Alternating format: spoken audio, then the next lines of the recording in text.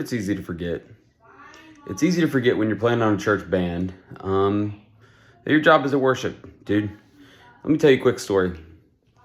I think in the earliest years of the church, now I'm a pastor, I'm working on staff, I'm doing all kind of stuff. But there are some moments in those earliest years where I think I might have made the biggest difference ever. And you know what I was doing?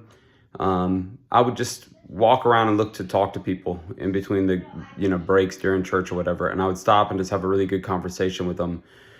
And just try to make them feel welcome, dude. And at that point, I wasn't anybody. I wasn't on staff. I wasn't a pastor. I was just some guitar player. And it just meant so much to people. And I feel like it made a real difference. And here's why. Because I wasn't paid to do it. I was just a dude. And it mattered to them because no one was paying me.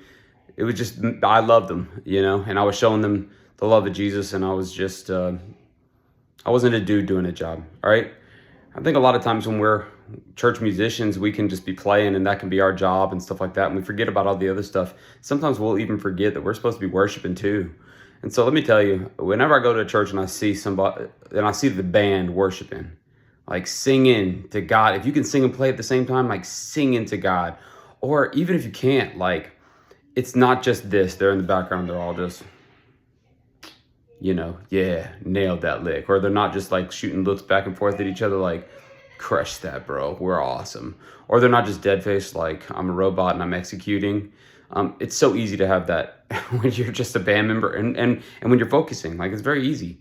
But when I see them like, kind of like getting into it and I see the emotion on their face, and it's not just because they're playing something nasty, it's like when the words are like really heavy and the words are really good and I see them connecting and I see them singing with the worship team, that's when I know that's a healthy church. That's when I know that's a healthy worship team. So I want to encourage y'all, like, don't, and here's the other thing too, don't miss out, man. Like, it's a beautiful thing to worship in God's house, right? It's a beautiful thing to be on that stage and to be worshiping God. Don't freaking miss out, and turn it into some job, because it's supposed to be so much more than that. And if you do that, that's on you, and you're missing out, and that's on you. You don't have to. Nobody's making you do that. Here's my encouragement: worship God. Remember why you're there, and here's the benefit of it. It's good for you, but also it'll keep your heart from getting hard. But it'll also make a huge difference to the people who are watching you. It may be that they look at that guitar player and that's how they're like, man, this place is real and God's actually doing real stuff here.